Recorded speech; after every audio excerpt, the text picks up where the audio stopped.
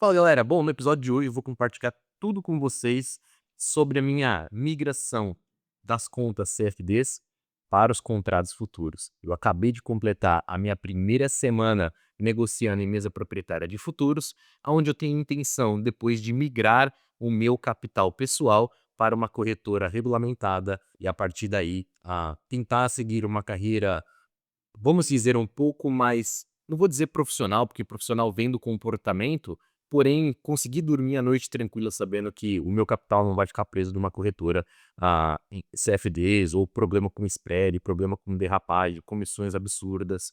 Eh, Tem sido, confesso para vocês que bem desafiador, porque eu estava numa zona de conforto onde eu venho fazendo isso por quase 10 anos, e fazer essa transição agora, finalmente, que eu comecei a ter um capital razoável para fazer essa migração, eu confesso que eu achei que seria um pouquinho mais fácil.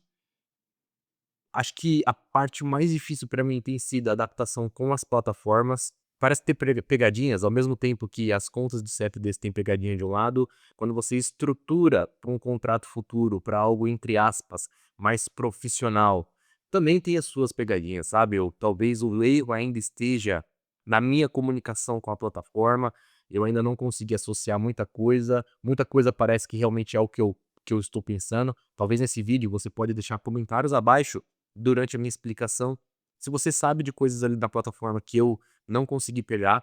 O que mais me pegou ali é você não conseguir ver muitas das vezes, quando você boleta, qual o valor que você vai estar perdendo e só aparece os contratos. Então, se de repente por algum motivo você clicou no contrato errado, batendo no mini, ao invés do micro, cara, isso daí pode te dar um prejuízo, pode te dar um ganho? Pode, mas pode te dar um prejuízo absurdo de você não conseguir recuperar essa conta depois.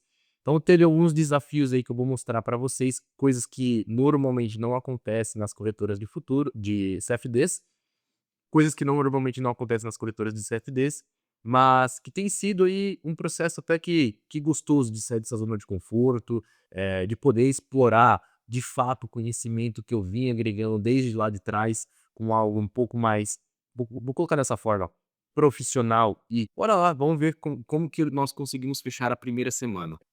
Então aqui vocês podem ver que essa é a conta que eu estou fazendo as operações. Só não entendi aqui ainda por que 3 dias e não 4, foi segunda, terça, quarta, quinta, tá. O resultado está correto. O dia de ontem está correto, hoje eu não fiz operações, hoje é feriado. Teve dados importantes de manhã, mas foi antes da abertura do mercado, eu preferi ficar de fora. Semana que vem é uma nova semana, nova mentalidade, cabeça, comportamento, e eu não quis devolver aí praticamente um terço da meta, da mesa proprietária, por besteira, né. Meu primeiro dia, tá, meu primeiro dia eu fiz $250, que foi na segunda-feira. O que aconteceu com aqueles $250? Eu, quando o mercado eu tinha tomado um stop, e depois eu bati um ganho. Só que eu não sabia que funcionava de uma maneira diferente a plataforma que a gente faz aqui nos contratos futuros para o MT5. Quando você estopa a operação, fecha o manual, enfim, você cancela automaticamente os seus, stop loss, take profit. Aqui, se você nessas plataformas, se você não fizer um cancelamento geral, se bater no seu ganho, a ordem de baixo, né, que seria o seu stop loss, continua em aberto como uma ordem pendente, né. E aí, o que que aconteceu? Eu não sabia disso. Na segunda-feira, o primeiro trade, se eu não me engano, foi um stop ou vice-versa, a gente tentou fazer uma operação, foi isso. A gente fez uma operação de $250, depois levamos um stop de bem baixinho, foi $40, que operamos como muito mais baixa, e esse stop que eu levei ficou com a ordem pendente lá em cima. Eu não tinha visto, não entendi essa na verdade, eu nem sabia que isso acontecia. O mercado continuou subindo, acionou essa venda e basicamente me zerou o lucro, né. Então eu saí, na verdade, 270 para 230 e eu tomei, quando eu escutei o barulho, né, order filled, né, eu vim aqui ver o que tinha acontecido, ficou essa ordem pendente e o mercado já tinha subido alguns pontos. Acabou que, me tirou, eu fiquei com $95 na segunda-feira. Na terça, eu fiz $100, tá, eu operei só com um contrato, porque a vantagem competitiva não estava ali, então eu fiz ali cerca de $100, bateu quase 200.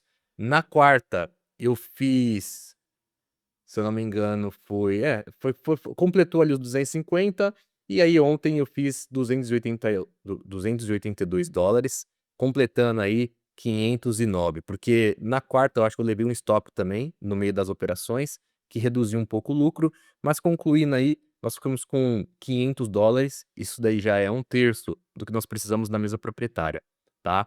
Então, se eu voltar aqui para a plataforma, eu senti algumas dificuldades, né, novamente. Se você vier aqui, ó, agora eu aprendi a colocar ordem em oco, tá? E o que que eu faço depois da ordem em oco? Se o mercado pegou no meu stop e do meu take profit, eu venho aqui, ó, e eu aperto para cancelar todas as ordens a mercado. Por quê?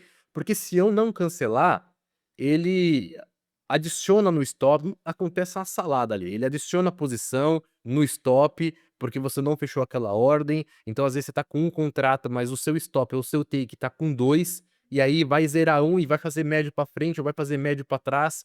E aí eu falei assim: "Tá, eu vou procurar essa resposta, né, que é simplesmente operacional, não tem nada de estratégia". Entendi mais ou menos como funciona, então passei a trabalhar com ordem oco, pegou no ganho, pegou no stop, eu sempre faço questão de clicar aqui. Finalizei o dia, antes de travar a plataforma, eu faço questão de fazer o clique aqui para zerar as operações. Então vamos lá.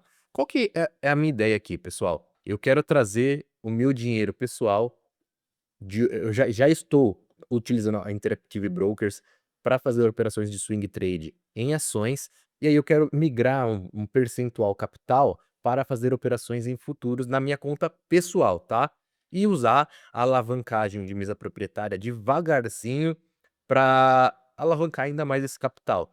Qual que é a diferença entre uma conta de CFDs, tá? Para essas contas de futuros? Primeiramente, o valor, tá? Então, ela é muito mais cara, as mesas de CFD são muito mais caras.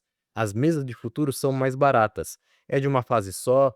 O o teste em si, as regras, juntando uma regra mais fácil com a outra, com uma regra mais difícil, depois essa regra mais difícil com aquela outra regra mais fácil, eu acho que fica no mesmo tom, principalmente como as mesas proprietárias de CFD estão tão chatas agora, que ficou muito competitivo para as mesas de futuro.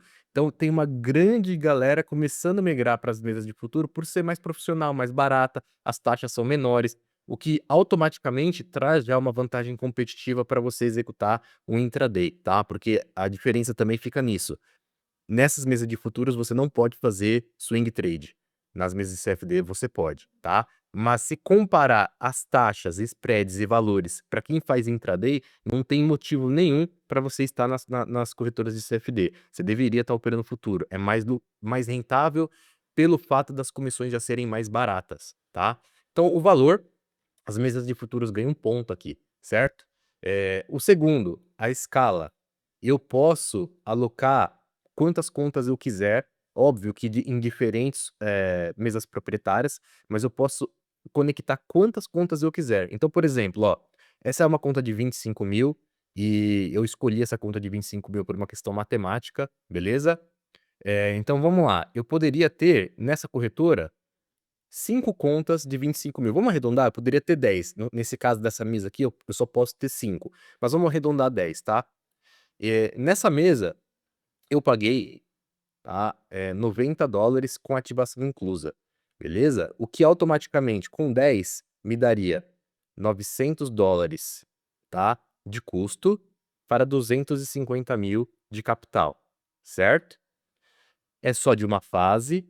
Eu preciso fazer Eu precisaria fazer 15.000, que seria 1.500, né, numa conta só, ou eu posso perder 1.500. Então eu coloco ali uma meta, por exemplo, de perder só 100 no dia, de perder só 150, em um dia que esteja tudo a meu favor, 200, beleza?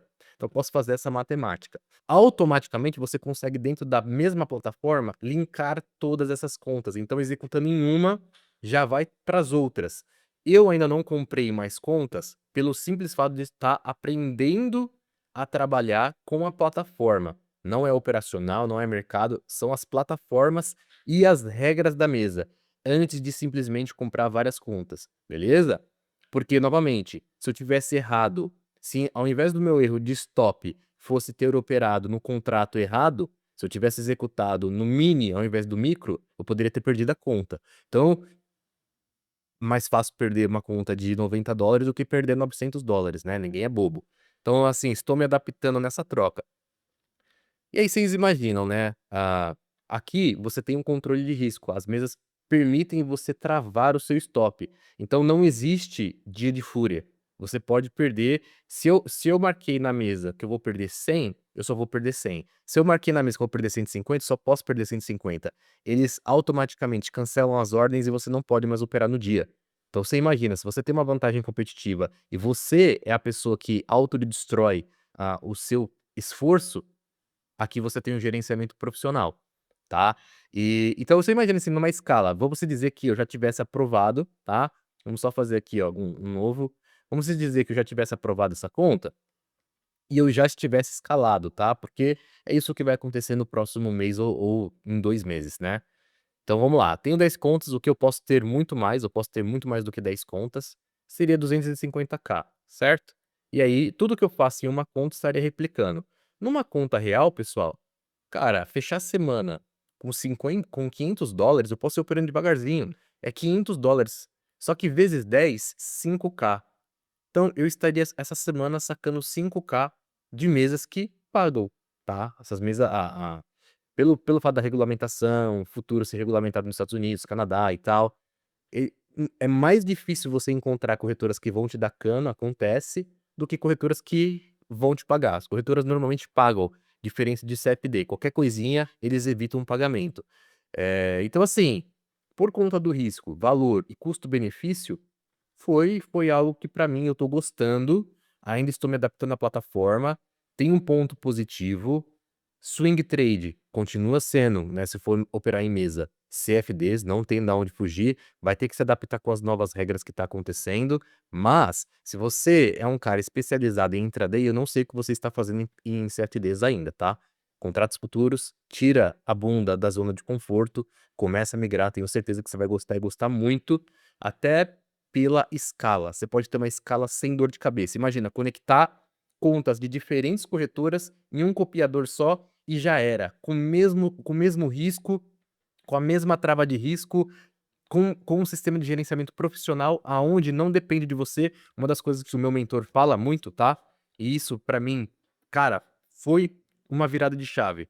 Se você depende da sua organização, se você depende do seu emocional, se você depende da sua disciplina para não negociar ou para parar de negociar, certo? Você já perdeu. Não importa quanto tempo vai demorar, mas você vai quebrar. Para intraday tem um pontaço positivo essas mesas de futuros. Não mudo minha opinião de que é extremamente necessário vocês terem a própria conta de vocês e irem alimentando e utilizando essa estrutura para colocar dinheiro lá. E vamos ver os próximos passos. Segunda-feira estaremos novamente ao vivo na abertura do mercado americano, operando, mostrando como tomar decisão, como se comportar. E eu espero ver vocês no nosso próximo episódio. Novamente, não esqueça de compartilhar esse vídeo, apertar no sininho, se inscrever e deixar um comentário. Principalmente se você sabe alguma coisa que eu preciso de ajuda. Quando você bota a ordem aqui, só aparece o contrato, eu preciso que apareça o valor. Quem souber como colocar isso aí, deixa a descrição aí no vídeo que vai ajudar demais. Valeu!